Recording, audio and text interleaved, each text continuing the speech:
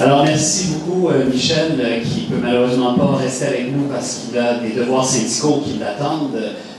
Ça fait grand plaisir d'être avec vous aujourd'hui. Mon nom est Simon Tremblay-Copin, comme on vous l'a dit. Merci aussi au MAJUCAC de m'inviter ici. Aujourd'hui, je donne deux conférences dans le cadre de ces événements. Une première avec vous aujourd'hui, ça va être sur le financement des universités, comme c'est marqué en arrière de moi. Donc là, on va aller un petit peu plus en profondeur pour dire comment ça fonctionne les universités, qu'est-ce qui a changé dans leur financement, comment ce financement-là évolue, comment, quand on change le financement des universités, on change les universités elles-mêmes. On va regarder ça ensemble aujourd'hui. Et ce soir, à l'entour de 17 h, on va davantage aborder la question de l'austérité. Ça tombe étrangement bien, si je peux dire. Je suis avec vous aujourd'hui pour parler d'austérité éventuellement. Et votre direction universitaire vient d'annoncer presque 4 millions de dollars de coupure dans votre université. Donc, si on veut parler d'austérité, on a un cas très, très concret d'austérité avec nous. Ce ne sera pas le cœur de ma présentation maintenant. On va en parler plus en détail ce soir. Pour l'instant, on va essayer de se donner un portrait de ça, mais comment ça fonctionne une université, comment le financement de ces universités fonctionne et comment il s'est transformé à travers le temps. Je vais donc vous faire cette présentation qui est en fait un résumé des travaux de mon institut de recherche, l'IRIS, qui est un institut de recherche que vous connaissez peut-être. On travaille sur les politiques publiques, on travaille sur ce que fait le gouvernement, l'action gouvernementale. On a une certaine perspective, c'est-à-dire qu'on pense que la solidarité, la collaboration sociale, le partage, l'équité, c'est des choses importantes. En conséquence, on ne pense pas que la seule donnée qu'on doit aller regarder, c'est l'économie et l'argent. On doit aussi regarder les effets sociaux des politiques publiques. Ici, je vais vous présenter, disons, une présentation divisée en 4 points. Je vais d'abord vous exprimer la thèse de l'IRIS sur comment sont financées les universités. Il faut se remettre un peu en contexte. L'IRIS a développé cette thèse-là dans un cadre très particulier. C'est le cadre d'une lutte sociale, celle pour le maintien bas des frais de scolarité, voire pour la gratuité scolaire. Ça a été développé tout au cours des années 2000. Nos premières publications sur cette question-là remontent autour de 2005-2006. Et depuis ce temps-là, on a publié une série de publications sur comment les universités sont financées au Québec.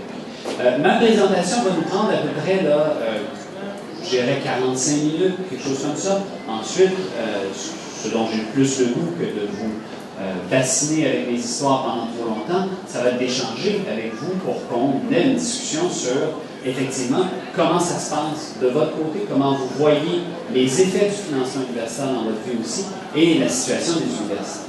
Donc, après avoir proposé la thèse du mal-financement que je vais vous expliquer dans quelques instants, on va regarder le milieu des années 90. Ça a l'air loin comme ça, mais c'est un moment essentiel pour les universités au Québec. Leur financement s'est grandement transformé. On va ensuite aller parler d'économie du savoir, on n'a pas le choix, c'est au cœur des transformations universitaires. Et on va finir sur la gouvernance, l'assurantialité et tous ces jolis mots qu'on emploie sans cesse dans les médias, dont on parle tout le temps, mais qu'on ne sait pas toujours qu'est-ce que ça veut dire exactement. Alors on va essayer de voir qu'est-ce que ça prétend vouloir dire, qu'est-ce que ça veut dire pour vrai. On va terminer là-dessus. Donc, ici, je vous présente disons, le cœur de ce que l'IRIS défend sur la question du financement universitaire. Nous croyons, et je parle pour moi, pour mes collègues aussi, que oui, les universités ont des problèmes de financement au Québec. Je pense que c'est évident. Vous vous rappelez peut-être que les recteurs des universités, d'abord en 2003, ensuite à nouveau en 2006, ensuite à nouveau en 2010, ont publié des rapports en disant « Nous sommes lourdement sous-financés, il nous manque d'argent, on ne sera plus capable d'arriver, on ne pourra plus offrir des services aux étudiants et tout ça. » L'affaire, c'est quand on est... Bon, évidemment, c'est très préoccupant. On se dit, ben, les recteurs, ils doivent quand même connaître comment fonctionne leur université. Fait que s'ils nous disent ça, c'est que ça doit être vrai. Eh bien, l'affaire est que c'est vrai et c'est faux à la fois. Nous combattons, nous contestons la thèse d'un sous-financement universitaire et nous préférons parler de mal-financement. Ça a l'air d'être une nuance un peu niaiseuse, ça n'a pas l'air de vouloir dire grand-chose. Mais pour nous, c'est assez important et je vais vous expliquer pourquoi. Le financement universitaire au Québec, d'ailleurs aussi dans le reste du Canada, il n'a cessé d'augmenter depuis des années. En fait, le Québec finance mieux ses universités que l'ensemble des autres provinces canadiennes, à la fois en termes du montant d'argent qu'il met dans les universités par rapport à son PIB, qu'au nombre d'argent, que la quantité d'argent qu'il met par étudiant des universités. On finance mieux que tout le reste du monde. Alors, quand vous avez des recteurs qui débattent et disent « On est sous-financé, on est pauvre comme job, ça n'a pas de bon sens, donnez-nous de l'argent. » Et ensuite, aussi les frais de scolarité pour nous donner de l'argent. De toute façon, je ne fais pas un grand débat sur les frais de scolarité, je pense pas que vous avez besoin que je vous en parle longuement, mais de toute façon, c'est plus vraiment à l'ordre du jour, du moins pour l'instant, parce que, peut-être que vous le savez, mais c'est tout à fait fréquent dans l'histoire du Québec que la question de la hausse des frais de scolarité revienne à l'ordre du jour, à peu près aux 7-8 ans, on se retape le même débat, mais pour l'instant, on s'en est tapé un il y a 2 ans, donc on ne devrait pas être en train de parler de ça. Conséquemment, les recteurs nous disent, on est super pauvre, ça va vraiment mal. L'affaire, c'est qu'ils ne sont pas complètement morts. Ils ont beaucoup de difficultés à financer une certaine part des activités des universités, c'est-à-dire l'enseignement. Et cette part-là, ben, elle n'est pas secondaire, hein? Je pense qu'on va s'entendre, c'est pas mal le cœur de la mission des universités, c'est-à-dire donner des cours à des gens pour que le monde apprenne des choses. C'est pour ça qu'on va à l'université. Eh bien, ils ont bien de la misère à financer ça, parce que le financement universitaire s'est transformé pour favoriser autre chose, et c'est ce qu'on va voir ensemble dans quelques secondes. Commençons par regarder, si vous le voulez bien, qui finance les universités au Québec. Vous avez ici un tableau, on va faire la comparaison avec l'Ontario ensuite, c'est intuitif. Est-ce qu'il se pourrait que vous ne voyez pas complètement le truc parce qu'il y a un lutrin dans le champ?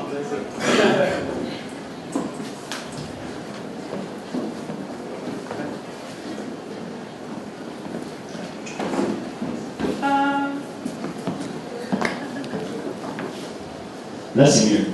Alors, ici, donc, un petit graphique qui s'étend jusqu'en 2012, qui nous montre un peu comment a évolué le financement universitaire. Vous avez la ligne grise pâle ici, la plus élevée, qui prend vraiment le plus d'espace et tout ça. Ben, c'est le provincial, c'est le gouvernement du Québec qui finance le plus, qui est le lieu de financement le plus important. Arrive en deuxième le financement dit autre dans ce graphique-là, c'est-à-dire en majeure partie l'entreprise privée. Donc, c'est tout ce qui vient de financement à partir de fondations, à partir d'organisations privées. Tout ce financement-là est classé dans autre. Vous avez ensuite le financement fédéral, vous le voyez ici. Ça ici, c'est des milliards de dollars. Fait que ça vous donne une idée. Hein? Le provincial met à peu près 3,5 milliards, le privé 1,5 milliard. Et les étudiants de la ligne pointillée fédérale mettent à peu près la même chose, ça veut dire à peu près 1 milliard. Au final de ça, on se retrouve avec 5-6 milliards dans nos universités. Donc, vous avez ici un portrait de qui donne le plus d'argent. Voyons voir qu'est-ce qui nous différencie des autres provinces. Vous allez voir que c'est assez limpide. Parce que là, je n'ai pas fait le parcours historique, mais on va y revenir dans quelques instants. Admettons qu'on regarde l'Ontario, c'est encore l'Ontario qui finance le plus, qui met le plus d'argent dans ses universités. On voit ici la ligne grise, c'est elle qui est la plus haute, mais elle est tout de suite suivie par et les étudiants et le privé. Et ils ne mettent pas des petites sommes. Dans les deux cas, on parle de 3,5 milliards. Évidemment, c'est très cher de financer des universités ontariennes parce que plus de monde en Ontario et plus d'universités, etc. En fait, on a plus d'universités en termes de nombre par rapport à notre population au Québec parce qu'on a ouvert le réseau des UQ dont nous sommes dans une de ses fidèles et fiers représentants. Donc, nous avons plus d'universités ici, mais il y a quand même tellement plus de monde que ça n'a pas plus cher à financer. Bref, je passe le détail. On a ici la preuve qu'à partir d'un certain moment, en Ontario, contrairement au Québec, comme vous le voyez, si on retourne un peu en arrière, si la machine veut bien qu'on retourne un peu en arrière. Oui, voilà. Donc, vous voyez, hein, le financement étudiant au Québec reste relativement stable à travers le temps. Il y a une croissance, mais elle est relativement lente. Si vous prenez le financement étudiant ontarien, à partir du milieu des années 90, il y a une explosion elle correspond aussi à une augmentation assez importante du financement venant de l'entreprise privée. À côté de ça, le fédéral met pas mal plus d'argent en Ontario qu'ici en termes de financement des universités, mais on va justement voir quel genre d'argent le fédéral met. Ici, vous avez la distribution actuelle en 2012 des parts de financement. Je viens un peu de en faire la démonstration, mais donc c'est une autre façon de le voir. À peu près 10% de source fédérale, à peu près la moitié qui vient du provincial, et la part des sources étudiantes est à peu près au Québec à 10%. Regardez ce qu'il en est quand vous allez en Ontario ou dans le reste du Canada. C'est le double, voire un peu plus du double qui est demandé aux étudiants. Et le fédéral, lui, se tient à peu près autour de 20% partout, qui compense pour le fait que les étudiants ne paient pas une si grande part que ça, quand on voit tout de suite, c'est le provincial au Québec qui est beaucoup plus impliqué dans le financement des universités qu'ailleurs. Donc, ça ici, ça vous fait un portrait de c'est qui les gros acteurs du financement universitaire. Voilà pour ça. Ici, si on se concentre seulement sur le fédéral, vous allez me demander, mais pourquoi regarder le fédéral? On s'en fiche un peu, c'est une des petites parts du financement universitaire. Pourquoi avoir un œil précisément sur ça?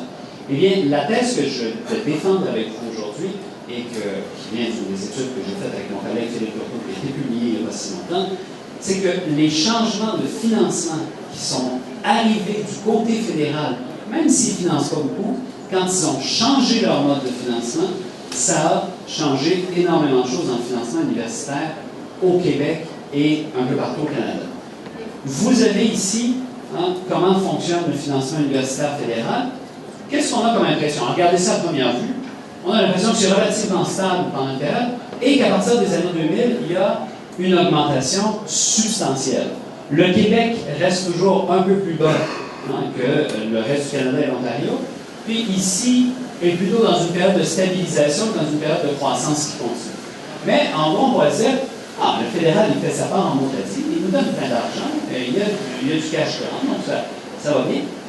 Et c'est là que ça devient intéressant, c'est de constater que le financement fédéral, il s'est transformé. Vous avez ici, en 1980, qu'est-ce qui est financé par le fédéral? 85% c'est de la recherche, presque rien d'immobilisation, presque rien dans les objectifs spécifiques, et 13% c'est du fonctionnement. Le fonctionnement, qu'est-ce que c'est dans les budgets universitaires? Bon, je ne vous raconte pas les histoires de les universités, c'est financé par des fonds différents, tu mets de l'argent dans la recherche, ou tu la mets dans le fonctionnement, ou tu la mets dans les fiducies, mais tu ne peux pas transférer des fonds d'un à l'autre dans la comptabilité financière des universités. Je vous passe le détail.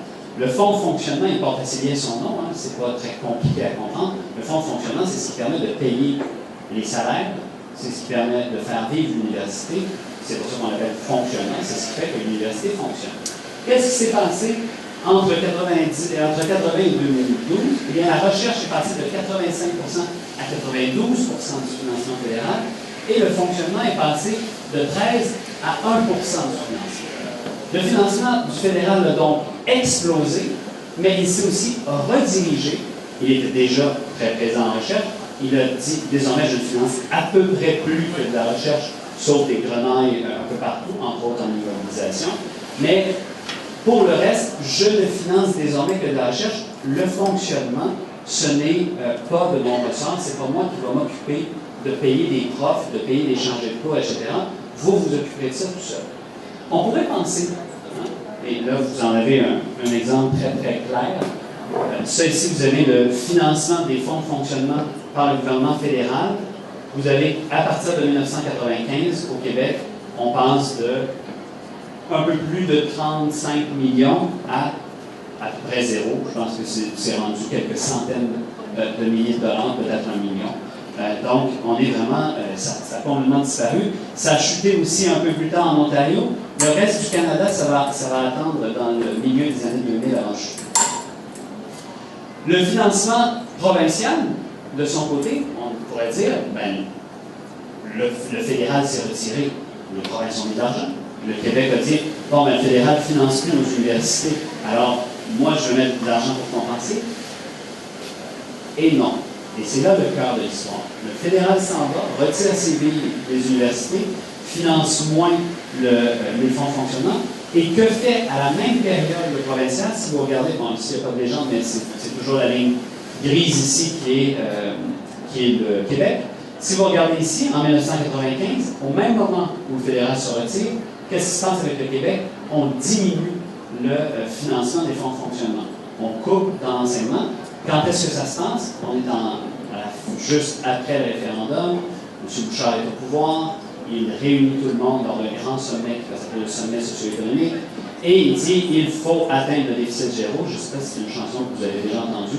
Donc, il nous dit l'important, c'est de rééquilibrer les dépenses budgétaires. Pour ce faire, il va falloir couper à deux endroits, dans la santé et dans l'éducation. Du côté de la santé, vous en avez peut-être déjà entendu parler, ils invitent à prendre leur retraite 50 000 infirmières avec des conséquences désastreuses du système de santé pour des années ensuite. Et de l'autre côté, ils mettent à la porte près de 1000 professeurs universitaires, on envoie à la retraite, etc. Donc, alors que le fédéral est déjà en train de couper, le provincial coupe aussi. C'est la dégradation des fonds de fonctionnement des universités. Donc, quand les recteurs, au début des années 2000, commencent à dire « on n'a pas d'argent pour payer l'enseignement », ils n'ont pas tort. Mais ils ne sont pas sous-financés parce que qu'est-ce qui se passe par ailleurs dans nos universités? Regardez ce qui se passe du côté de la recherche. Alors là, c'est un tout autre graphique. Vous avez là une explosion des fonds fédéraux qui s'en vont à la recherche. On passe de 1 milliard à près de 3 milliards, donc les fonds triplent dans l'espace de 3-4 ans. On envoie bien d'argent dans la recherche. Dans quelques instants, je vais vous expliquer pourquoi il y a un amour soudain de la recherche universitaire par le fédéral, mais aussi par les provinces. Qu'est-ce qui est donc si intéressant à financer dans la recherche universitaire? Vous avez ici la croissance, disons, les variations depuis ces transformations-là, 99 jusqu'à 2012. Regardez le Québec. La recherche a augmenté de 134 de la part du fédéral. Le provincial y a mis, lui aussi, 170 plus de fonds. Le fonctionnement fédéral n'a pas cru de 99 à 2012, il restait à peu près vide. Et du côté provincial, ça a seulement cru de 40 %. Alors, l'inégalité qui a été mise en place entre la recherche et l'enseignement à partir du milieu des années 90, elle s'est tout simplement creusée tout au long des années 2000 où on a commencé à sous-financer l'enseignement parce que, pour des raisons que je vais vous expliquer plus tard, vous voyez dans le reste du tableau que pour le Canada et l'Ontario, c'est toujours la même chose. Mais quelle recherche veut financer le gouvernement fédéral? Pourquoi aller financer la recherche universitaire? Qu'est-ce qu'on veut donc obtenir comme résultat de recherche?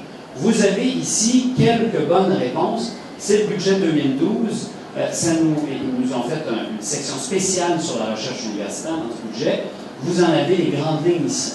Alors, on donne 37 millions de dollars pour réorienter les fonds en fonction de critères économiques, c'est-à-dire il faut que la recherche universitaire puisse permettre aux entreprises de faire de l'argent. Vous allez entendre ce leitmotiv quelques fois, je vous le dis. On donne 110 millions au Conseil national de recherche du Canada pour qu'il fasse quoi?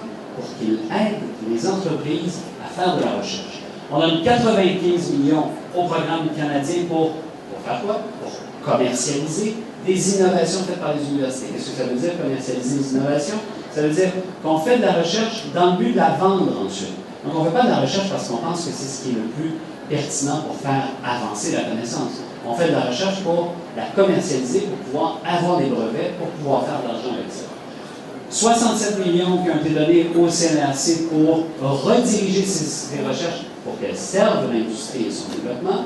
Et 500 millions, donc la moitié en fait, le quart de ce qu'il donne, s'en va à la Fondation canadienne pour l'innovation. La Fondation canadienne pour l'innovation qui a pour but de faire le lien entre, je vais vous surprendre, les entreprises privées et les universités.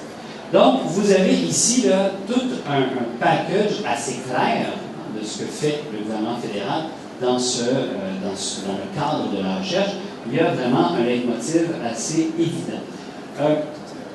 Qu'est-ce que dit le gouvernement du Québec pendant ce temps-là sur la recherche? Est-ce que c'est juste le fédéral qui est obsédé à dire prenons de l'argent puis faisons des universités, des boîtes de recherche et développement au service de l'entreprise privée? Eh bien, malheureusement, si vous regardez le budget 2011, mais rassurez-vous, je ne vais pas m'arrêter en 2011, on a d'autres exemples pour la suite. On dit, en 2011, avec les grandes transformations que met en place le gouvernement libéral à ce moment-là, entre autres dans les universités, je vous rappelle que c'est le même gouvernement qui propose à ce moment-là une hausse des frais de scolarité, il nous dit que le gouvernement s'attend à ce que les universités obtiennent davantage de contrats privés de recherche, qu'elles commercialisent dans de meilleures conditions les résultats de leurs recherches. Donc, on est assez clair là aussi, on veut obtenir plus d'argent grâce à la recherche. Et si on regarde, et là vous pourriez vous dire, mais ça c'est un trip de libéraux là, obsédés par l'argent, puis l'entreprise privée, et tout ça. Eh bien, il semble que l'obsession soit relativement répandue chez les gouvernements québécois. Vous avez ici la politique nationale de recherche et d'innovation qui a été publiée en 2013 par le gouvernement du Parti québécois, où on nous dit trop souvent les idées nouvelles développées au Québec trouvent difficilement leur chemin entre le lieu de leur conception et celui de leur commercialisation. Pour atteindre cet objectif, nous devons augmenter le partage de connaissances, blablabla, entre les entrepreneurs qui vivent des problématiques bien réelles et les centres de recherche et d'innovation qui s'attaquent à ces problématiques. Il s'agit de briser les barrières entre ces groupes, de créer de la synergie entre entrepreneurs, chercheurs et innovateurs. Donc, on a vraiment ici la même logique qui se développe du gouvernement du Québec au gouvernement fédéral. Pourquoi tout le monde parle de ça? Quelle est cette obsession avec aller faire de l'argent, avec la recherche universitaire, la vente au privé? Qu'est-ce que ça veut dire de cette histoire? Eh bien, il y a une doctrine, une idée économique, c'est que nous serions maintenant dans l'économie dite du savoir. Donc, aujourd'hui, la façon qu'on aurait de faire de l'argent, nous, pays occidentaux, vous savez, on a un petit problème, les pays occidentaux. On a longtemps été le fer de lance industriel du monde développé. On avait les industries, on avait une grande force de travail, une capacité productive extrêmement grande. Donc, on avait là le moyen de faire beaucoup d'argent en vendant des modèles au monde entier. Or, il est advenu que d'autres pays, qui payent beaucoup moins bien leurs employés, développent des infrastructures productives plus importantes, certainement aussi, voire plus importantes que les nôtres. Nous nous sommes retrouvés donc, et c'est le constat des gens qui défendent l'économie du savoir, nous sommes donc retrouvés dans une situation difficile. On n'a plus rien à vendre aux autres parce que c'est justement eux qui produisent maintenant parce qu'ils payent leur monde des salaires de misère, et nous autres, on n'est pas en mesure de payer notre monde des salaires de misère, on ne peut peut-être pas non plus, et on doit donc vendre autre chose. Qu'est-ce qu'on va vendre? On s'est dit, on va vendre des idées. Nous, on n'a pas de pétrole, mais on a des idées. Alors, on va essayer d'utiliser nos universités, d'utiliser nos centres de recherche pour vendre des brevets, ce qui va nous permettre de nous distinguer dans l'économie mondiale. Donc, évidemment, tout ça repose sur le contrôle d'information, le contrôle de brevets, et surtout, l'université devient le cœur, devient un des cœurs importants du développement économique de nos pays. Vous avez ici une longue citation, là, je pense, de tout, mais peut-être la finale est assez importante. C'est-à-dire, dans cette nouvelle économie du savoir, ce n'est plus le travail physique qui est la principale source de productivité, mais bien la mise en valeur des savoirs et des technologies qui résultent du progrès historique de développement des connaissances appartenant au patrimoine commun. Ce nouveau modèle de croissance centré sur le savoir, c'est d'institutionnaliser parallèlement à la montée en puissance de la finance. Donc, on a deux choses qui se passent en même temps. C'est ce que dit la citation que vous avez là. On a d'un côté la volonté de dire qu'on a besoin de vendre des idées, de faire des brevets, etc., mais aussi une transformation de l'économie vers une économie de plus en plus financiarisée. On y reviendra dans quelques instants. On pourrait se dire, ben, OK, c'est un deal. On n'a plus grand-chose d'autre qu'on peut faire. Économiquement, c'est peut-être la meilleure façon de faire. On pourrait essayer de faire de l'argent avec ça, ou au moins, ça pourrait peut-être nous permettre de financer nos universités grâce à ça. Je vais vous faire un petit tableau comparatif de l'effet de l'économie du savoir. Les chiffres datent un peu, ça date de 2008, mais ça nous donne quand même une bonne idée. Une étude qu'on aimerait bien refaire à l'IRIS, mais à l'époque, on l'a fait en 2010. Donc, ça date un peu. Mais ça nous donne quand même une bonne idée. Alors, vous avez ici les revenus tirés par l'ensemble des universités du Canada en termes d'économie du savoir. Ces revenus sont en bas ici. Donc, on a des redevances, hein, évidemment, on développe des choses, on s'entend avec une entreprise privée, une ouverte de redevances, ça nous rapporte 35 millions. On a des paiements, bon, etc., ça va avec les redevances. On vend de la propriété intellectuelle, ça veut dire les brevets, etc., ça nous rapporte 3 millions. Ça, c'est pour toutes les universités canadiennes mises ensemble. Ensuite, on a des remboursements de dépenses juridiques, ça veut dire qu'on a poursuivi des gens parce qu'ils utilisaient des brevets sans nos droits, etc. Et ensuite, revenus d'entente de réparation, bon, ça, c'est des grenailles. On arrive à 53 millions de dollars pour l'ensemble des universités au Canada. L'affaire, c'est que la commercialisation du savoir, transformer l'université en machine à produire des brevets, ça coûte de l'argent. Qu'est-ce que ça coûte? D'abord, ça coûte des salaires et des avantages sociaux pour les cadres qui s'occupent de la commercialisation de la recherche. Là-dedans, les universités ont dépensé 28 millions. Rajoutez par-dessus ça, quand vous faites un brevet, quand vous enregistrez des brevets, ça vous coûte de l'argent. Vous avez besoin d'avocats. Les avocats, ça coûte cher. Alors, ici, ça vous coûte 15 millions de plus. Au total, ça coûte 51 millions aux universités canadiennes pour commercialiser leur recherche. Ça leur rapporte 53 millions. Au total, un profit net de 2 millions de dollars. Divisez ça par toutes les universités canadiennes, vous arrivez à 16 000 dollars par université. Ça ne paye même pas un chargé de cours. Alors, évidemment, on peut se dire, l'économie du savoir, c'est sympathique, c'est charmant, mais est-ce que ça nous rapporte tellement d'argent que ça? Pas du tout évident que les universités ont fait un bon choix. Évidemment, il serait très intéressant de voir où on en est aujourd'hui. Elles ont continué à investir davantage dans l'économie du savoir. Est-ce que ça leur rapporte plus d'argent? C'est pas du tout évident. Continuons avec la question de la nouvelle gestion publique. C'est parce que, évidemment, l'économie du savoir venait avec un ensemble de conséquences. On disait aux universités, maintenant que vous commercialisez les choses, il va falloir que vous appreniez aussi à vous gérer différemment. Vous ne pouvez plus vous gérer comme avant. Vous ne pouvez plus avoir un mode de gestion centré sur les profs, centré sur le mode, disons, semi-démocratique dans lequel la communauté universitaire s'organise traditionnellement. Il va falloir être davantage imputable. Ici, il y a l'idée, évidemment, qu'on a changé le mode de production du savoir. On s'est rendu au deuxième niveau de production du savoir. Avant, on fonctionnait de façon hiérarchique.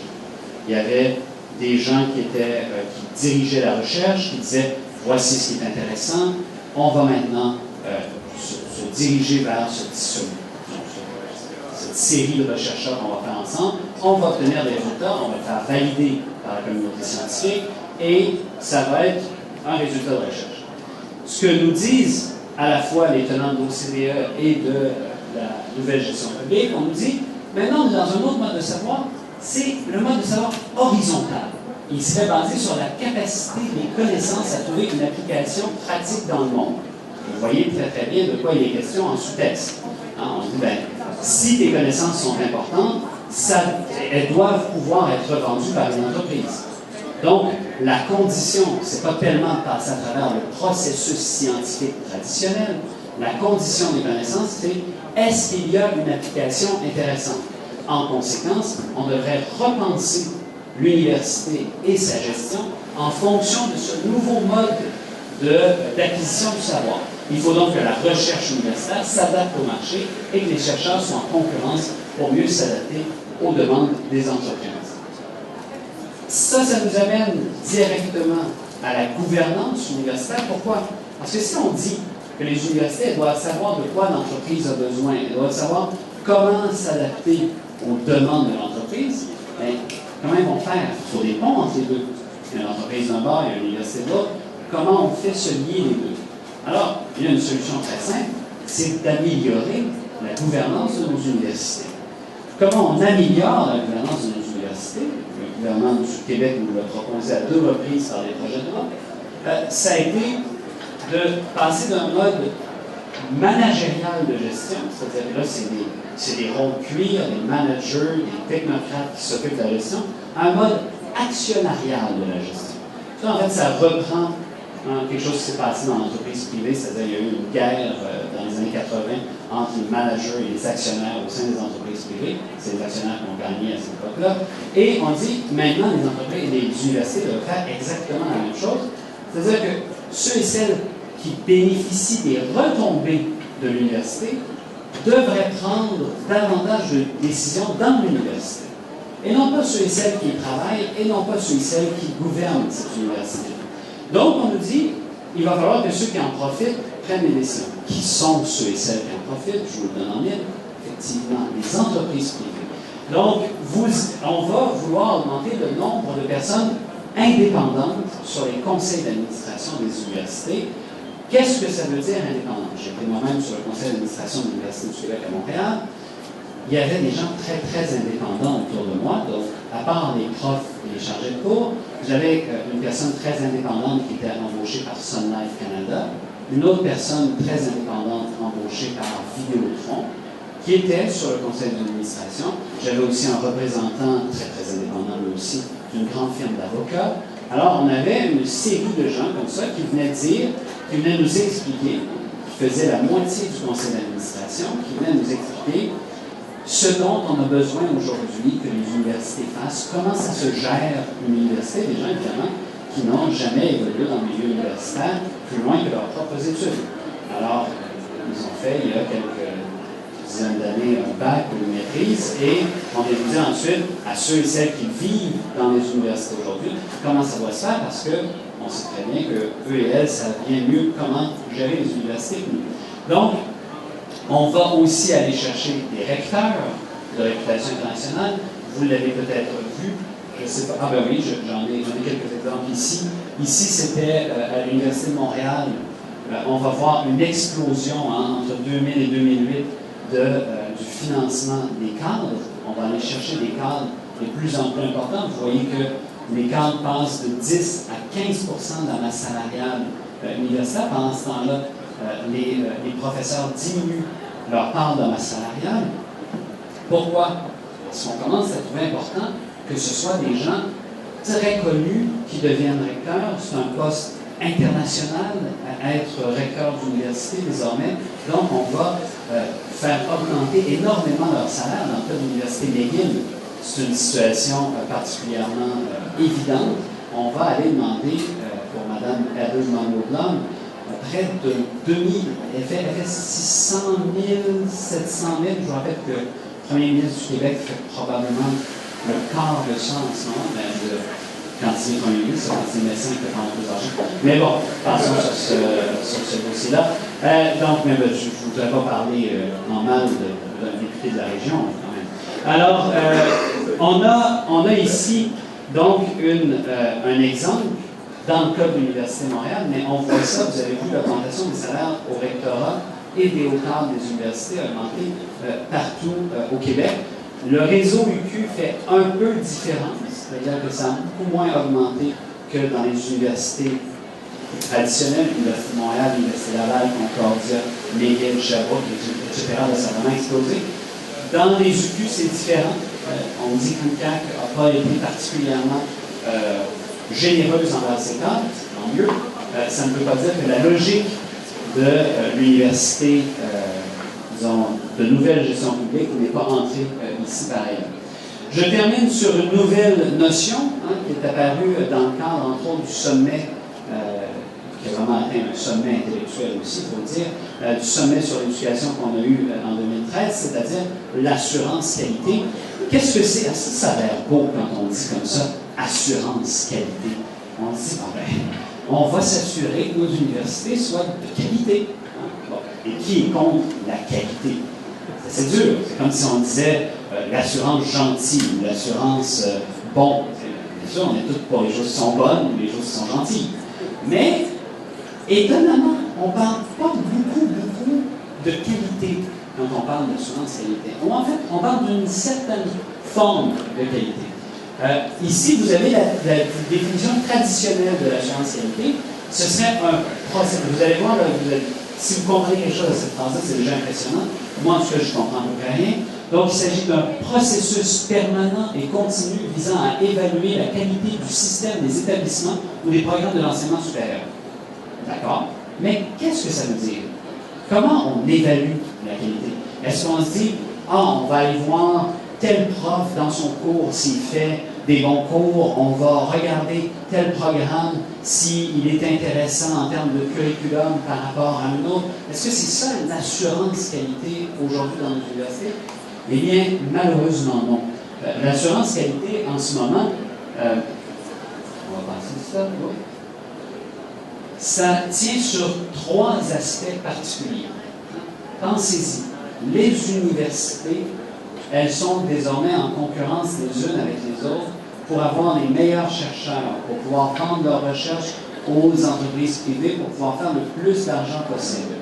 Donc, l'assurance qualité, c'est bien plus la capacité de l'université de dire « Checkez comment je suis cool, regardez comment vous voulez mettre de l'argent dans moi, puis je vous donne de la recherche. » Ça, c'est la qualité que recherche l'assurance qualité.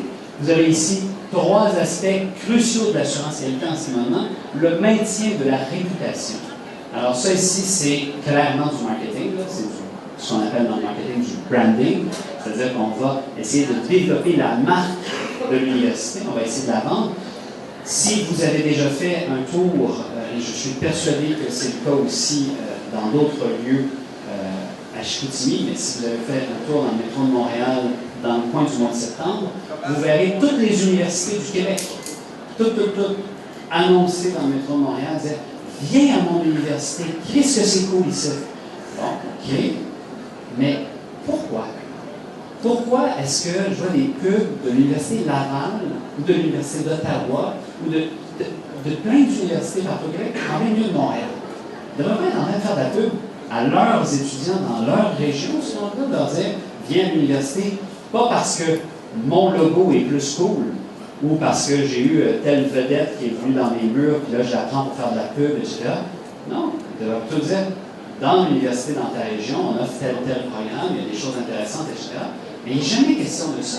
Il est question de vendre davantage l'université parce qu'on veut attirer davantage de clientèle, on veut la rendre plus populaire parce qu'il y a combat désormais entre les universités pour attirer de la clientèle. Ce n'est plus un réseau qui coopère. Il y a de la coopération par ailleurs, entre autres entre les chercheurs, entre les enseignants, etc. Mais comme organisation, elles ne coopèrent plus entre elles, elles se battent pour des fonds de recherche et pour des clientèles étudiantes. En conséquence, le branding, c'est-à-dire notre université est meilleure que la vôtre. Mais entre vous et moi, là, toutes ces universités-là sont financées par les mêmes poches. C'est le même gouvernement qui met le même argent dans toutes les universités. Pourquoi faut-il qu'elles dépensent cet argent-là pour dire que les étudiants devraient aller à celle-ci plutôt qu'à celle-là?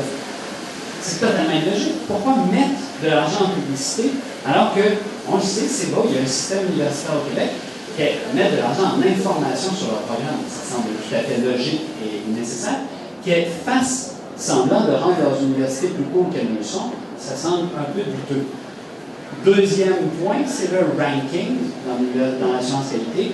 Alors, le ranking international, il y a des agences de ranking qui décident quelle université est la meilleure au monde. Vous avez d'ailleurs ça à chaque septembre, ils nous sortent la liste. C'est toujours, la grande surprise, c'est Harvard, Yale, Oxford, Cambridge, etc., qui sont au top de ces universités-là, de ces rankings-là. C'est très intéressant de regarder les critères de ces classements. Un des critères qui a très beaucoup nuit à l'Université d'Ottawa, qu'un ami fréquentait, qui a vu son université dégringoler dans les rankings il y a 1 an ou 2, eh bien, c'est qu'ils ont fermé le club d'aviron. Et malheureusement, la présence d'un club d'aviron est très, très bien vue dans les rankings internationaux. Alors, je ne sais pas comment ça va, votre club d'aviron ici à l'UQAC, mais tenez-vous-y. Vous avez par ailleurs un autre problème pour les rankings internationaux, je vous le dis comme ça, c'est que malheureusement, vous parlez français. Et les publications en français, bien, malheureusement, ça ne compte pas dans les rankings internationaux. Si vous pouvez publier en anglais aussi, je suis d'accord avec son capable, ça c'est tant mieux. Plus vous publiez dans des revues à haut facteur d'impact, mieux c'est.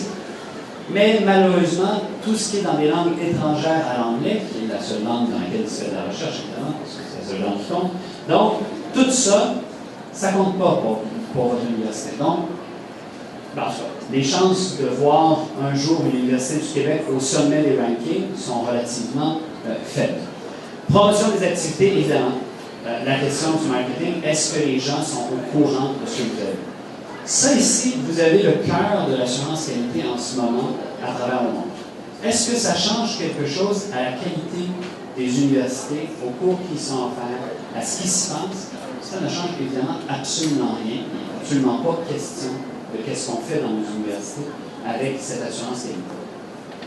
Je termine rapidement sur comment tout, à la fois l'assurance qualité, la nouvelle gestion publique et tout ça, transforme l'université. Évidemment, c'est la dévalorisation de l'enseignement. On veut davantage de recherche. Vous l'avez vu en termes de financement. On finance moins l'enseignement.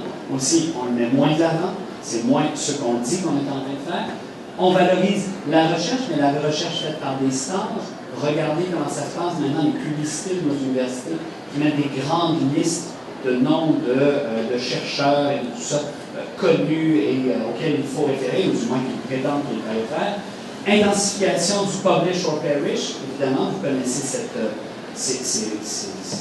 devise anglophone où on nous dit, si tu es à l'université et que tu ne publies pas assez souvent, tu vas juste disparaître tout simplement dans le monde de la recherche. Eh bien, c'est de plus en plus vrai, non seulement pour avoir des postes de prof, le nombre de publications qu'il faut avoir faites pour pouvoir en obtenir un est de plus en plus élevé, mais aussi pour se maintenir. Il faut aller chercher, on insiste pour que les professeurs aillent chercher davantage de recherche, obtiennent des chaires, aient plus de moyens, etc. Et donc participent activement eux-mêmes au financement de l'université. On va aussi chercher les gros contrats privés de recherche, on va faire des négociations. Vous en avez un exemple ici avec ce qui se passe avec les Alcan, bien sûr, où on a des liens évidents entre l'université et l'entreprise privée. Dévalorisation de ce qui ne mène pas à l'emploi, évidemment. La recherche, c'est bien correct, tant que c'est la recherche qui mène à quelque chose. Si vous faites de la recherche fondamentale, on travaille sur des affaires qui n'aiment pas ni à des inventions, ni à tout ça, là, c'est pas très intéressant.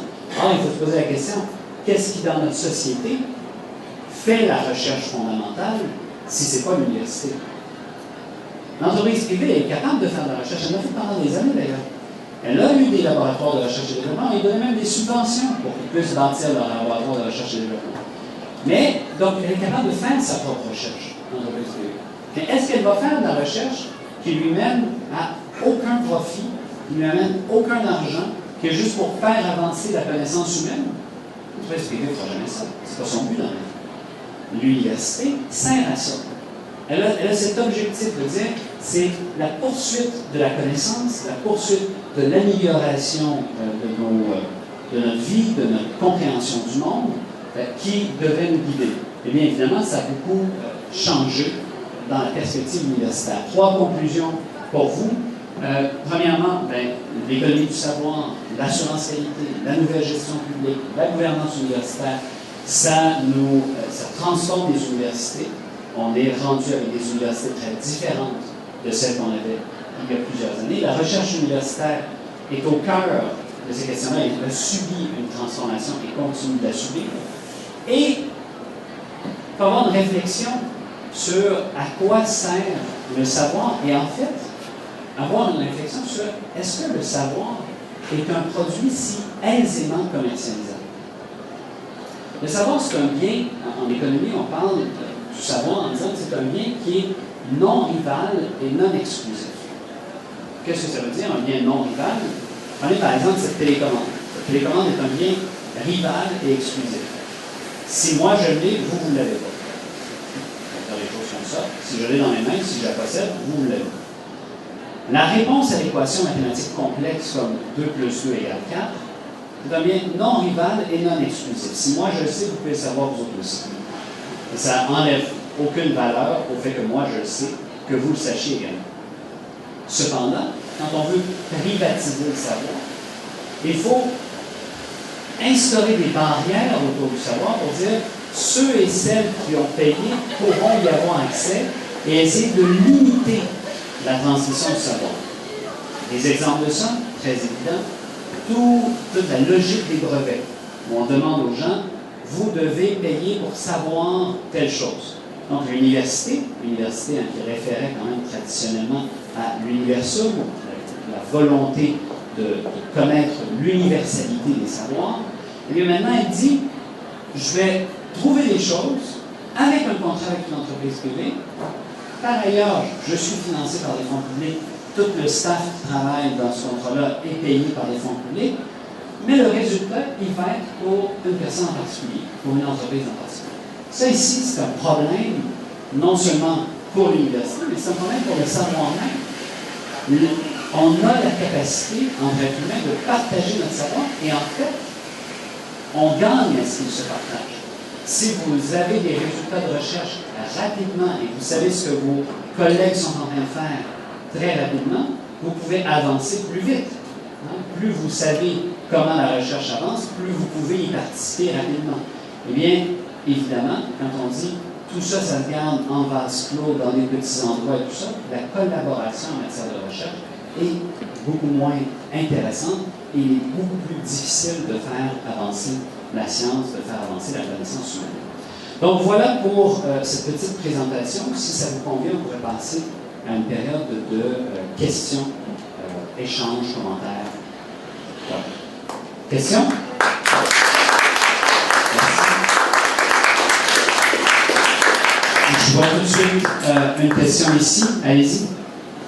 Par rapport au brevet, je me suis déjà pensé sur la question, mais si les brevets n'existaient pas, oui. Tout le savoir serait universel, comme on disait, il y aurait quand même encore la problématique que ceux qui ont plus d'argent pouvaient s'approprier le savoir, un peu comme c'est passé avec Bombardier ici, peu importe, auparavant, on s'est dit, bon, mais c'est nous autres qui avons créé ça, c'est notre idée. Donc, il y a encore cette problématique-là qui vient. Moi, je suis très d'accord avec ce que tu dis, qu'il faut essayer d'arrêter que toutes les recherches à l'université soient achetées par des compagnies qui viennent voir les étudiants qui disent, bon, tu donnes tous les droits sur ta tête, voici 5 000 $. En même temps, comment on peut se battre pour ça? Est-ce qu'il y a une solution il est évident que, comme vous disiez, ça n'a pas toujours été comme ça. Hein? Et je pense que j'en ai fait une démonstration qui dit on a déjà eu une autre université en tête, on a déjà eu d'autres objectifs. Donc, premièrement, se dire ça a déjà fonctionné, ça devrait être encore capable de fonctionner. Le deuxième objet, c'est effectivement, là où on a un gros problème, c'est que les gens ont une dépendance, c'est-à-dire ils ont besoin d'argent, ils ont besoin d'argent pour vivre, pour étudier, pour manger, etc. Alors, c'est sûr que quand une entreprise arrive et leur dit tous tes problèmes d'argent, le fait que tu as besoin de travailler 40 heures semaine à côté pour payer tes cours, etc., oublie ça. Moi, je te paye pour ta recherche. Voici l'argent dont tu as besoin, mais en contrepartie, je vais conserver les résultats de cette recherche. Bien, ici, notre problème, là, c'est pas que l'entreprise privée fasse ça, c'est dans sa nature. Elle va vouloir faire ça. Elle va vouloir avoir des nouvelles idées pour pas cher et les commercialiser. C'est tout à fait comme elle fonctionne. C'est pas non plus que les gens veulent manger. C'est ça, c'est un problème. Le mot, c'est un problème. Mais qu'est-ce qu'on fait pour s'assurer que les chercheurs soient indépendants dans leur recherche? Mais d'abord, on s'organise pour que les étudiants et étudiantes qui font de la recherche aient les moyens de la faire sans avoir à tourner des billes de steak haché à côté. Parce que, je ne sais pas socialement pourquoi on considère que c'est pertinent que nos étudiants et étudiantes soient dans une situation difficile financièrement tout au long de leurs études, étudient moins bien, arrivent à des moins bons résultats, passent moins de temps à leur recherche, etc. Je ne comprends pas pourquoi on fait ce choix-là, mais on pourrait certainement en faire un autre. D'autres pays l'ont fait. On l'a fait en partie, on le fait déjà mieux que plein d'autres gens. C'est-à-dire, on a mis en place un système d'aide financière aux études qui est certes imparfait. Je peux vous en parler longtemps. Je peux vous en parler pendant 35 000 $ de conversation. Mais il y a effectivement, on a déjà l'idée, on appuie les étudiants. Pourquoi on ne les appuie pas convenablement? Pour que quand quelqu'un vient leur dire, moi je vais payer, mais ta recherche m'appartient, ils te disent non. Tout simplement. Non, c'est beau, je suis capable de manger, je suis capable de vivre, je vais faire ma recherche, puis tout le monde va pouvoir en profiter. Parce que c'est, et d'une certaine façon, c'est un peu collectivement qu'on fait la même passe que l'entreprise privée veut faire. On dit à l'étudiant, bien, on t'aide à travailler, à faire ta recherche, mais ensuite, ça appartient à tout le monde. C'est la contrepartie de ce pourquoi on t'aide. De la même façon que quand on reçoit une éducation, la société, traditionnellement, fonctionne selon une logique de don et de contre-don. C'est-à-dire que la société te donne quelque chose, par exemple l'université. Elle dit, ça existe déjà, vous n'avez pas besoin, quand vous êtes ici, de bâtir l'université brique par brique, et créer tout, aller chercher un prof, le mettre dans une classe. Non, c'est déjà tout là, la société a pensé à vous la rend disponible, et dit, voilà, apprends, mais quand tu auras fini d'apprendre, on s'attend à ce que tu contribues à notre société. On te donne quelque chose, mais tu nous redonneras par la suite. Mais ça, c'est une logique qui est tout à fait viable si on l'apprend collectivement.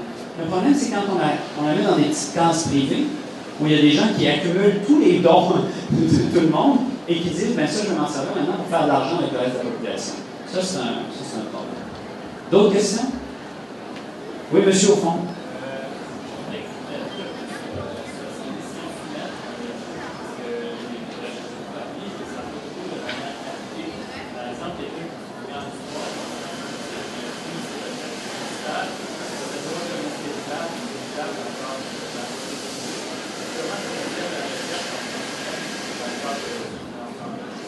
Très intéressante question. C'est un fait que je ne l'ai pas abordé. Pourtant, on a fait de la recherche là-dessus à l'IRIS.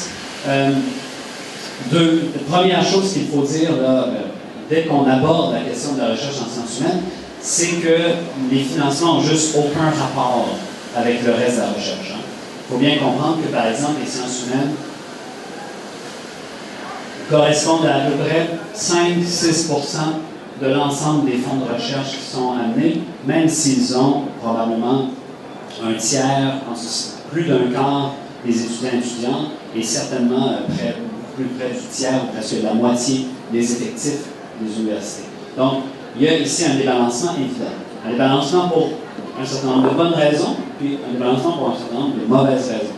Les bonnes raisons, c'est de dire que la recherche en sciences humaines peut demander a moins besoin de financement à prime abord. C'est sûr que si vous avez besoin de faire de la physique quantique par rapport à lire 3-4 livres de ben c'est sûr que le laboratoire va coûter un peu plus cher. Bon, d'accord. Mais ce n'est pas la seule chose. Ce pourquoi on préfère le financement des sciences pures, des sciences appliquées, ou du génie, ou de la santé, là, je viens de vous nommer à peu près ceux qui reçoivent la majeure partie des fonds de recherche, eh bien, c'est qu'effectivement, elle est commercialisable, cette recherche.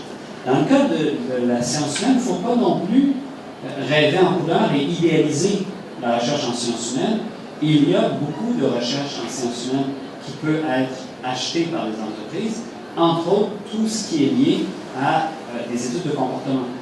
Donc, du côté de la psychologie, par exemple, on va aller chercher des études comportementales qui vont pouvoir nous permettre ensuite de développer des produits, de faire un ensemble de choses. Donc, il y a de la recherche appliquée commercialisable. Elle est beaucoup moins nombreuse. Et il y a un autre problème avec une part de la recherche en sciences humaines, c'est qu'elle fait exactement ce que je viens de faire pendant plein de temps, c'est-à-dire de contester la logique même dans laquelle s'inscrit l'université en ce moment. Ça, c'est pas super commercialisable, à part des essais vendus à 150 exemplaires. Pour le reste, il n'y a pas grand cash à faire avec ça. Donc, il y a des espaces de la recherche en sciences humaines qui sont effectivement moins facilement commercialisables, mais on s'assure de diminuer leur financement, et ce depuis des années. Vous avez juste à regarder ce qui est en train de se passer au FQRSC en ce moment.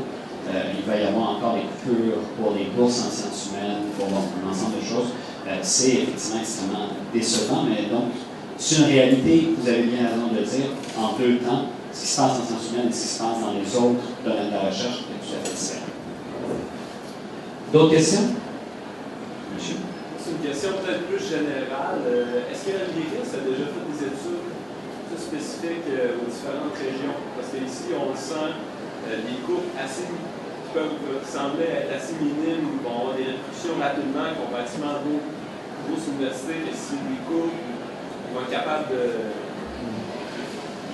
rester un peu, de réussir à survivre facilement. Est-ce que vous avez déjà fait des études? On fait des études de différentes dimensions. On dépasse rarement le Québec, c'est-à-dire qu'on ne va pas faire des études sur le Canada, on ne juge pas que c'est notre territoire, on va faire des comparaisons Québec-Canada, mais on ne fera pas d'études sur le Canada. On peut faire des études plus spécifiques, plus précises, plus régionales, mais il faut bien comprendre la mission de l'IRIS. Notre mission à nous, c'est d'aller débattre dans les médias d'un certain nombre de sujets de l'heure. Des trucs très, très spécifiques, on peut en faire à contrat, généralement. C'est-à-dire, vous avez votre organisation étudiante, par exemple, on a un besoin spécifique, on nous dit on a besoin d'une recherche sur ça, ça pourrait se faire. Mais c'est sûr que médiatiquement, à part dans votre coin, ça ne pognera pas beaucoup une étude sur ce qui se passe à l'UQAM. Donc, on est disposé à le faire, mais plus dans un mode de contrat, plus pour appuyer vos organisations et les revendications qui peuvent s'en suivre, que dans le but de faire, disons, du débat dans l'espace public au Québec au complet. Voilà. D'autres questions? Oui, monsieur. Une question sur ce qui finance les Yes. J'ai une autre question. OK. Bien, commençons par celle-là, c'est facile. Alors, l'IRIS est financé de 3 façons. D'abord, une façon qui m'intéresse particulièrement, elle est financée par ses membres. Cet institut de recherche est financé d'abord et avant tout par...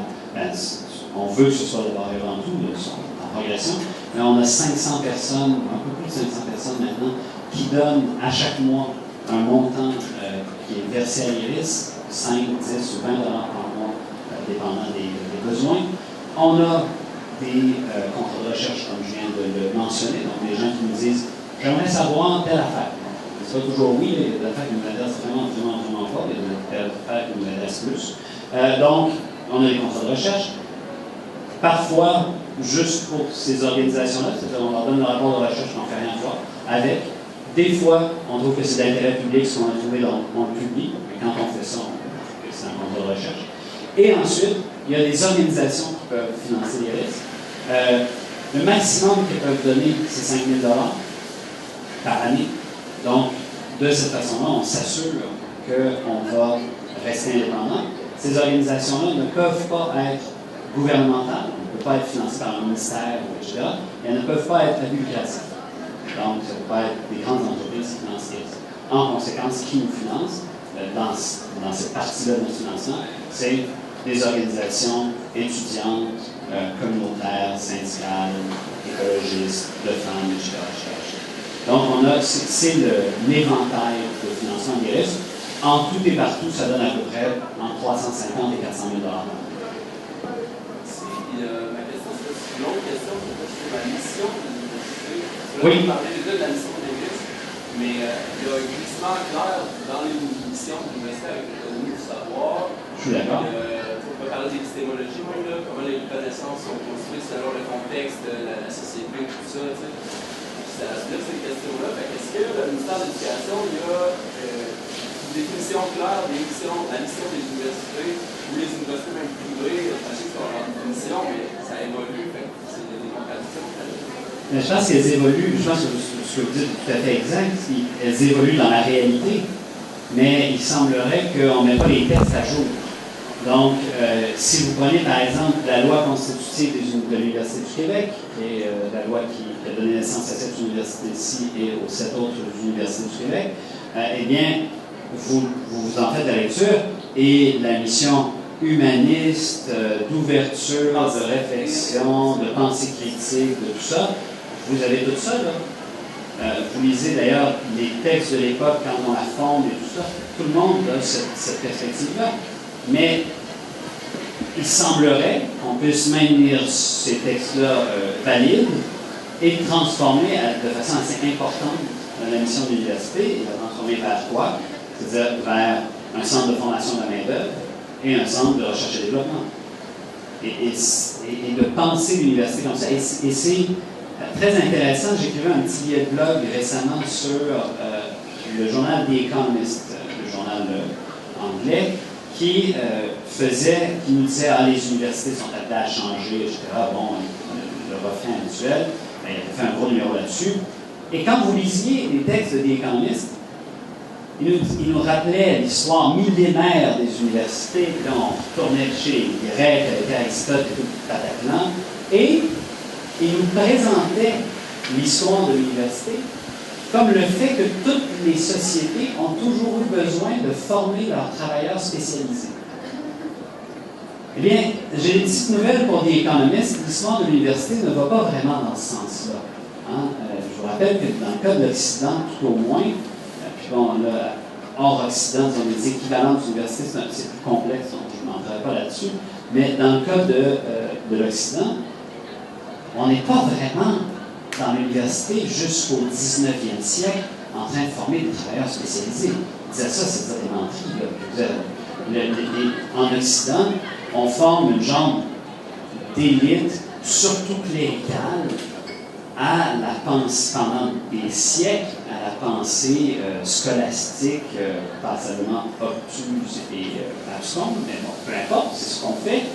On est en train de former une élite, et c'est là, c'est le terreau de la pensée humaniste, en fait. C'est à partir de là que se forme une certaine vision de la société, de comment elle doit être, de la justice. Il y a tout un lieu de débat qui se crée sur ce fondement-là.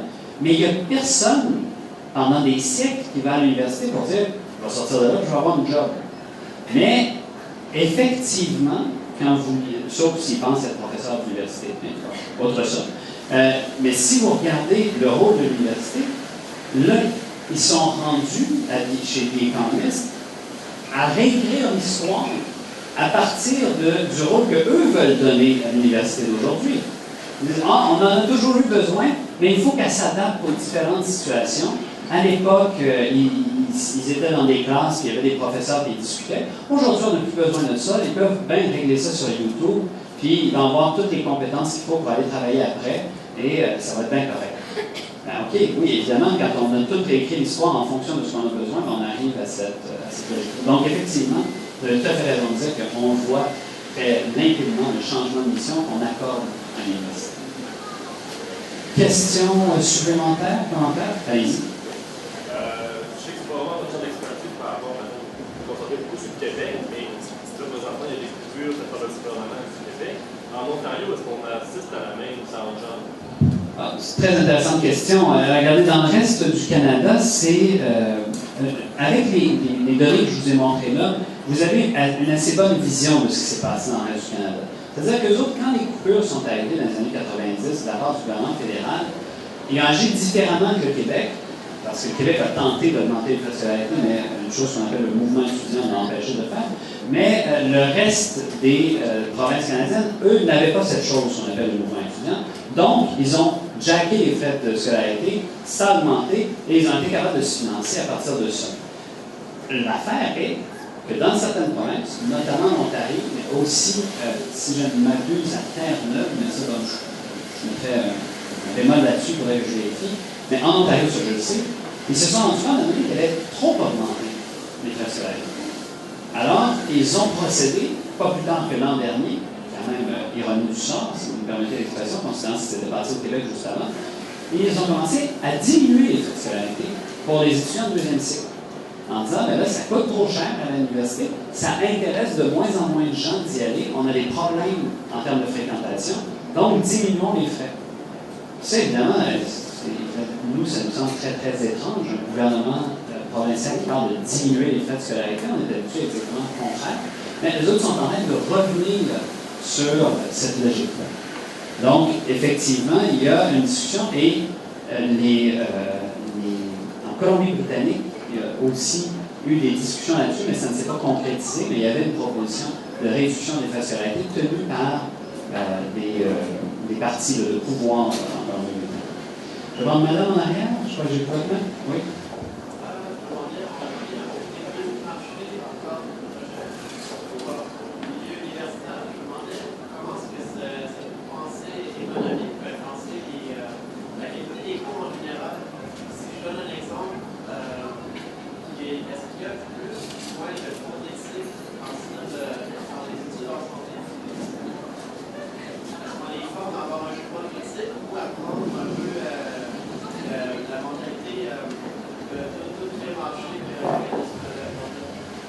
Bon, c'est une question assez vaste que vous posez à propos de, disons, si je résume, si d'autres n'ont pas entendu, est-ce qu'on a un système d'éducation ailleurs où on favorise la pensée critique et le regard éthique sur la pratique professionnelle? Il est certain que la transformation dont je vous parle là défavorise ce regard éthique et cette perspective critique. On en a des exemples très, très concrets. Prenez par exemple ce qui s'est passé dans l'Est du Canada sur les formations professionnelles. C'est très différent du Québec. Au Québec, par exemple, on va considérer obligatoire pour tout le monde qui fait des techniques d'avoir un certain nombre de cours de philosophie, dont un qui va être axé sur, disons, l'éthique professionnelle dans le milieu dans lequel ils vont travailler. Donc, c'est juste, vous êtes tenu d'avoir ces cours. Ça fait partie de ce qu'on appelle la formation générale, qui est remise en question actuellement, je vous le rappelle, par le ministère de l'Éducation, qui dit est-ce que c'est vraiment important la formation générale, etc. La Fédération des cégeps a dit aussi la même chose. Alors, il y a quelque chose à réfléchir là-dessus. Mais quand moi j'ai eu le plaisir d'enseigner en Ontario à des jeunes étudiants qui sortaient, parce que je vous rappelle qu'en Ontario, des cégeps, ça n'existe pas, ils sortent du secondaire, ils s'en vont à l'université. Et exactement ce que vous soulevez là m'a frappé. Non seulement, il y avait un premier problème, c'est en termes de méthodologie de travail intellectuel. Là, on arrivait devant des gens qui n'avaient aucune méthode, qui ne savaient pas faire un travail intellectuel. On peut bien parler contre le cégep si vous voulez, mais en termes de formation des esprits pour se préparer à l'université, c'est assez impressionnant le résultat que ça a. Deuxième problème évident, c'est la distance critique par rapport à leur pratique. Ces gens-là voulaient obéir à ce que leur employeur leur demande, ne pas poser de questions, avoir un job le plus vite possible. Cette logique-là, au niveau du Québec, au niveau de notre société, c'est mortifère. Si vous avez des professionnels qui n'ont comme logique que d'obéir à des demandes qui sont faites, bien, si vous voulez avoir le résultat de ça, vous pouvez le voir à la commission Charbonneau tous les soirs. Quand vous dites aux gens, ah ben là, toi, tu devrais tout simplement répondre aux ordres que je te donne sans avoir de distance critique, sans avoir de posture éthique, on s'assure de multiplier les cas de gens qui vont dire « Ah ben oui, on va se distraire à ça, je vais agir en conséquence, je vais le faire. » Eh bien, moi je pense qu'il est extrêmement préoccupant de voir, quand on a des reformations de programmes, entre autres en génie, entre autres dans les domaines de spécialité, tout ça, que les profs, l'administration disent « Ah non, il faudrait davantage se concentrer sur les aspects techniques, il faudrait avoir moins de lieux où on a un regard critique, etc. parce qu'il nous faut plus de cours sur la matière, etc. » Moi, je pense que c'est un danger. Je pense qu'on fait un pas de plus vers une université qui sert d'abord les intérêts économiques et non pas notre intérêt collectif. Oui, monsieur. Tantôt, on parlait, en fond, en Ontario, c'était le deuxième cycle qu'on avait, en fond, pêché les restaurations. Je pense que c'est $300 ou quelque chose comme ça, c'est de mémoire. Mais on s'aperçoit aussi qu'au Québec, pour ce qui est des prêts de bourse, l'aide financière, qui va être aussi bonifié quand on va être rendu au deuxième cycle. Donc en parlant, on peut voir une logique comme l'économie du savoir ne veut pas, parce que finalement, toutes les universités, on dirait qu'ils s'en vont dans cette logique-là. C'est criant, on le voit avec les graphiques que vous avez donnés aujourd'hui, tout ça. Donc, je pense que c'est comme ça. Mais vous avez tout à fait raison de dire que l'obsession, vous savez, au Québec, il tourne régulièrement une idée qui a ses partisans, qui reviennent à peu près aux 4 ou 5 ans. C'est dire qu'il y aura désormais au Québec des universités dites d'enseignement et des universités dites de recherche. Donc, on va concentrer la recherche, on va concentrer tous les fonds de recherche dans 4 ou 5 grosses universités. Je peux pas vous dire lesquelles. Évidemment, je ne pense pas que l'UQAC soit sur la liste, c'est une mauvaise nouvelle pour vous, mais l'UQAM non plus. Donc, évidemment, c'est l'Université de Montréal, l'Université de Laval, l'Université de Sherbrooke, McGill. Ça va pas mal être ça, là. D'autres affaires, mais disons que ce serait des grosses universités de recherche. Et le reste, ce serait des universités où on n'a pas de deuxième cycle, où on n'offre que des bacs, pour que les gens puissent aller sur le marché du travail le plus rapidement possible. Donc, Qu'est-ce qu'il y a comme logique en arrière de ça? Toutes les universités de région, évidemment, en région, on n'a pas besoin de penser, on n'a pas besoin de la recherche, on n'a pas besoin de faire avancer la connaissance, on a juste besoin de monde qui travaille. C'est ça la logique. Et ça, année après année, il y a cette logique-là qui se développe au Québec. Il y a la même logique au Canada anglais, ce qu'on appelle la logique des Big Five. On choisit les 5 plus grandes universités dans tout le Canada. On met tous les fonds de recherche là, et voilà. Là ce scénario-là est catastrophique pour le Québec, vous comprenez bien. Même s'il se ramasse avec 2 universités sur les 5, c'est-à-dire l'Université de Montréal et McGill, mais ça veut dire que tout le reste du système universitaire québécois dépérirait. Ce projet-là, à mon avis, n'arrivera pas, mais il est intéressant de voir qu'il a été défendu par plusieurs recteurs, dont certains au Québec. Notamment celui de l'Université de Montréal, ça nous est donné. Donc, il y a effectivement une logique qui tend à dire la chose qui rapporte de l'argent dans les universités, c'est la recherche. Il faut la concentrer, aller chercher le plus d'argent possible, et c'est comme ça que ça va désormais fonctionner dans l'université. Évidemment, je pense que vous avez tout à fait raison de dire que le mouvement étudiant, qui mène des luttes admirables quand c'est le temps de lutter pour l'accessibilité, a peut-être des réflexions à faire sur quelle université, et je pense qu'en 2012, il y a eu cette réflexion-là, je pense qu'il a existé cette discussion à savoir, mais on se bat pour avoir accès à quelle université? Qu'est-ce qu'on y enseigne? Est-ce que tout ce qu'on veut former, c'est des gens qui sont juste prêts à aller sur le marché du travail et c'est tout, sans rapport critique, sans recherche et tout ça? Peut-être qu'il serait le temps d'avoir des revendications, des idées précises sur ces questions-là de la part du mouvement étudiant. On approche de 13 de... Oui, c'est ça, 13 heures. Est-ce qu'il y a peut-être une dernière question? Oui, monsieur? Je vais spécifier, au Québec, le mouvement étudiant, c'est assez comme c'est pas une scolarité, mais est-il possible qu'une université cherche à détourner le monde, à part tout ça? Je ne veux pas qu'on essaie de faire scolarité, il semblait que certaines pressions qui disent non, c'est pas ça. Ouais. Là, récemment, ça s'est axé autour des jeux, mais est-ce qu'il y avait d'autres moyens pour s'inspirer, pour augmenter la portée? C'est sûr qu'ils vont essayer. Ça, c'est absolument certain. Toute la marge que le gouvernement... Parce qu'au final, les universités sont un peu dans une camisole de force. Même pour les FIO, même pour tous les ferrets adjacents, le gouvernement leur donne de l'espace ou pas. Et là, pour l'instant, beaucoup d'universités profitent du maximum de l'espace qui leur est donné. Pas toutes, elles peuvent encore augmenter, donc vous avez raison. Elles vont probablement faire ça. Moi, quand je vois 3 à 4 millions à aller chercher, je me dis, ça veut peut-être dire une augmentation de la facture étudiante. J'imagine que vous pourrez gérer le cas échéant. Mais il peut y avoir d'autres stratégies pour aller faire ça. On peut très bien dire, on va diminuer les services. Parce que faire payer les étudiants, c'est pas toujours faire payer les étudiants en disant mettez de l'argent sur la table. Faire payer les étudiants et étudiantes, ça peut aussi dire pour l'argent que tu mets sur la table, tu obtiens moins d'affaires. Donc, alors qu'il y a des gens qui ont besoin de soutien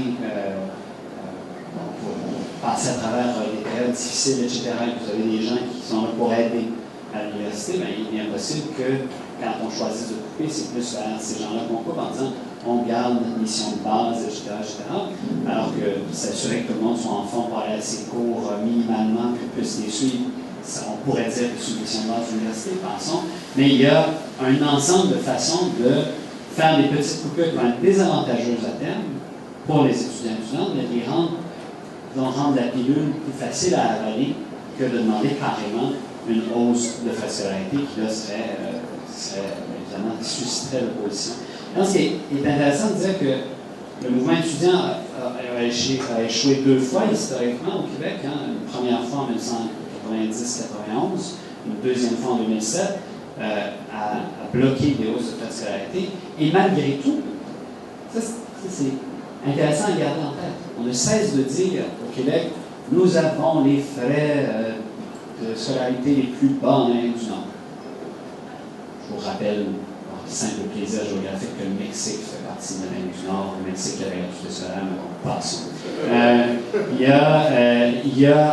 Donc, on a cette logique qu'on aurait frais de scolarité particulièrement bas. On peut avoir une autre réflexion quand on regarde la moyenne de l'OCDE. Le Québec est légèrement au-dessus de la moyenne de l'OCDE en termes de frais de scolarité. Donc, le mouvement étudiant s'est battu, a obtenu des victoires, n'a pas fait augmenter les frais de scolarité, mais on est juste un pays à peu près normal par rapport à tous les autres pays du monde. C'est que nous, on se compare aux plus fous. Nous, on se compare toujours à ceux qui chargent le plus de frais de scolarité. C'est sûr que si vous regardez les États-Unis, qui sont les pays avec le Chili sur cette question-là, et vous regardez le Canada anglais qui suit les États-Unis, bien oui, effectivement, on a l'air de ne pas payer cher, mais regardez tout le reste du monde, les frais de scolarité sont à peu près plus bas qu'ici. Donc, il y a quand même une réflexion à y avoir sur le fait que ces luttes-là nous ont juste permis d'être dans la normalité. Donc, il ne faut absolument pas continuer parce que la tendance de notre gouvernement, c'est de nous amener bien au-delà de la moyenne de l'OCDE et d'aller rejoindre le Canada et les États-Unis. Est-ce que ça fait le tour? Bien, merci beaucoup d'avoir été là.